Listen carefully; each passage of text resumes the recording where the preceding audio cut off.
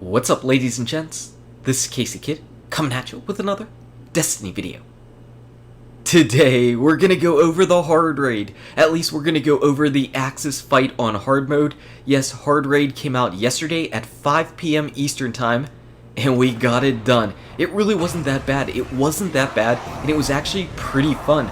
A much improved raid over King's Fall, in my personal opinion.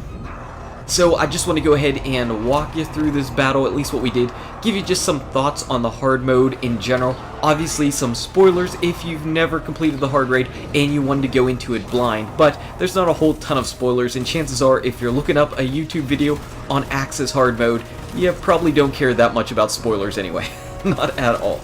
But it's cool, it was in the books.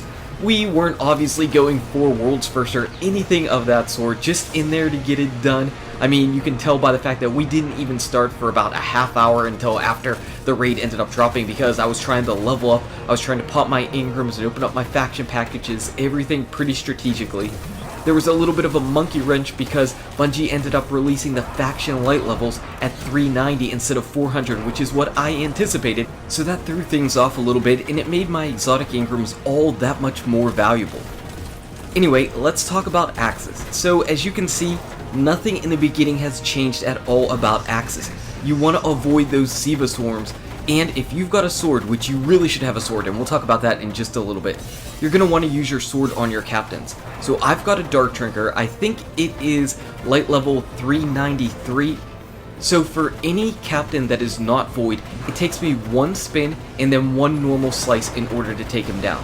One spin, one normal slice. So you don't have to worry about wasting your ammo on two spins. One spin, one slice, boom, he's down. After that, it's throwing a charge at Aksis just like normal, except it's not.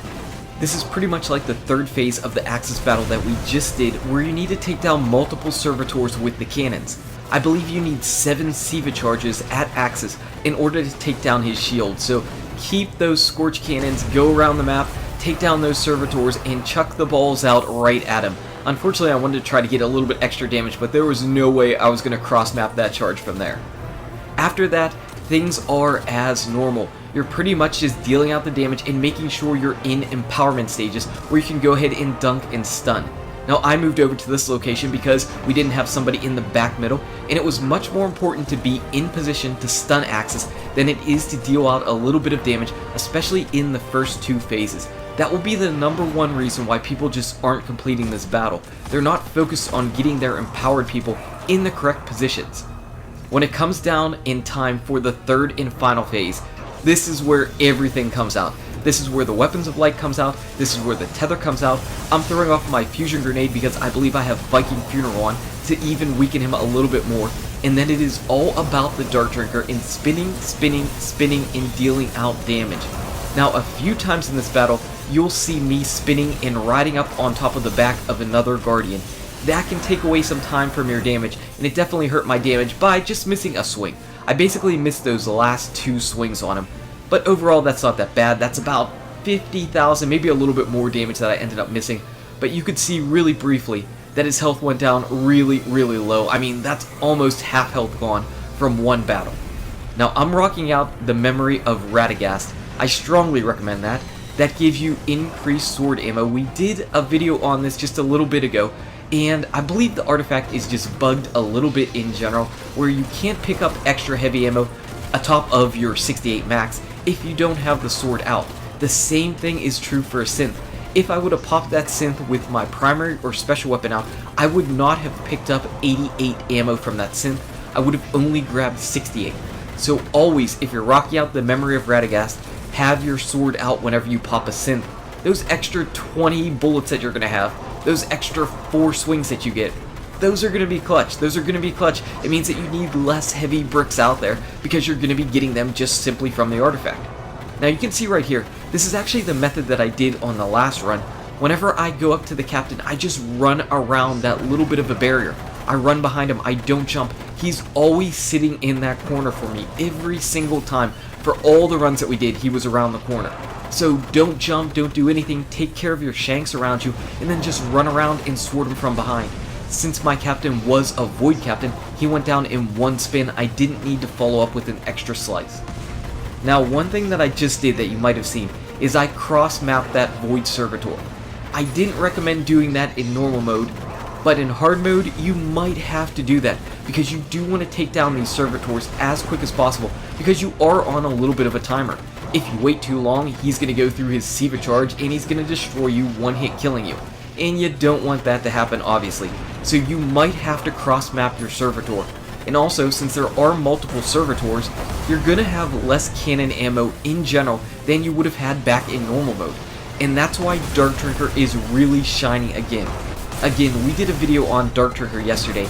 It deals out so much more damage than any other weapon in the game, period, on Aksis.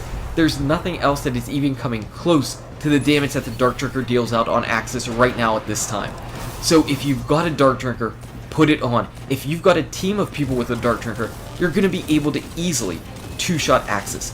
Now, we did not have a full team of Dark Drinkers, and we got oh so close multiple times. In fact, I'm really hoping as we just continue to level up, everybody gets their Dark Drinkers and everybody gets their Dark Drinkers leveled up, because you will easily be able to two-shot Aksis as long as there's no nerfs to this weapon, which I'm a little bit fearful of. I am definitely a little bit fearful of it being nerfed. I can see them taking away 1 damage on spins, maybe 7 instead of 8. I can see it happening. So as we're spinning around here, you can see I'm looking up just so I can see his health bar, seeing how close we can get. Again, I rode up my Guardian's back, and he looked so close to that final 5% health. And I was like, oh man, I can't believe we've got to go back here and do it all over again. And let's see if we can see his health. Look at that. That is so low. We were so ridiculously close. It's like 1 cannon shot or 1 or 2 extra spins from a couple of us, and he would have been down to that final phase where we have to kill him. But we've just got to regroup and do it again. We've got to just do it again. We'll probably end up being able to get him on the first or second teleport, but now is the time when you just need to clutch it out. And this is a problem we ran into last night. We went to this stage with this just pretty much exact damage 2 or 3 times, and then we ended up having just 1 or 2 untimely deaths, and it was like crap, everything fell apart. We tried to hold out, and just have one person running around and throwing all of the charges, but it was just a little bit too much. And of course he basically enraged on us, his version of enrage, where he one-hit kills you essentially if you don't happen to throw all the charges at him. Just couldn't get him down. But maybe as we level up and get a little bit more familiarity with the raid in general, we'll be able to do it. And that's kind of the cool thing. That's why I like this raid way better than King's Fall. First off, for King's Fall, you had no choice but to go through Oryx's whole entire gambit of gameplay 4 times in order to kill him. Here, you can see that we can pretty much get him down in 2 runs. Like I said, I really feel like as people get their Dark Drinkers leveled up and a team of 6 goes in here, I really believe you'll be able to 2-shot Aksis, and you just weren't able to 2-shot Oryx. It's just simply not a possibility. And that means that there's less chances of you having those untimely deaths. So that's really nice, and that's why I think that overall in general, people are going to enjoy coming into Wrath of the Machine raid a lot more than they enjoyed going into the King's Fall raid. For me personally, I barely raided in the Taken King. I did it, I did the challenge mode, I did everything in it. I just didn't enjoy doing it. In fact, I never even got the hard mode Hunter helmet because I just never went back into it. I might go up to Oryx and then I'd be like, alright, you know what, I'm done. I don't need to do it anymore. For this raid, I'm going to keep doing it because I'm having fun in it right now. And that's =1 key for me in the raid. You can see right here, we've got Aksis. It's time to go ahead and deal out the damage to him.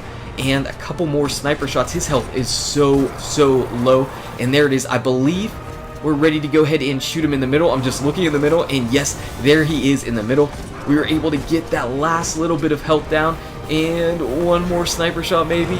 There we go. There's Aksis. There's the hard mode done. Like I said, he was so close to getting back to that middle section last time. We were just so close.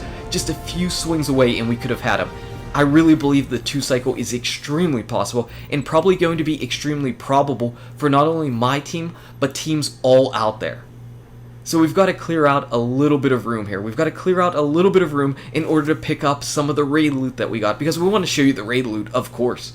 So for me, I did not get the pulse rifle. I showed off all of the various hard raid weapons that we were going to be getting the other day, and I got the hand cannon. And also, I'm going to go ahead and pop a key, and I got nothing.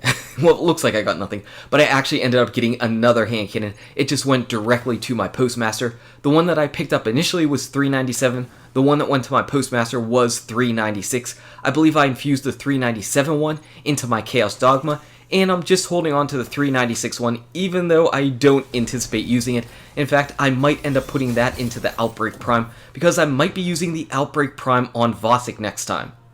Overall, though, we've got our emblems, we're ready to go. This was a team, this was our light levels at the end. It was a good time yesterday. So overall, I'm enjoying Wrath of the Machine. I hope you get to do the raid, and I hope you get to do the heroic mode. Anyway, guys and gals, thank you so much for watching. If you enjoyed this video, smack that like button and subscribe to the channel. Check out these awesome videos. Good luck with your raids, your drops, your heroic, and I'll see you around in Destiny. Aksis, heroically dead.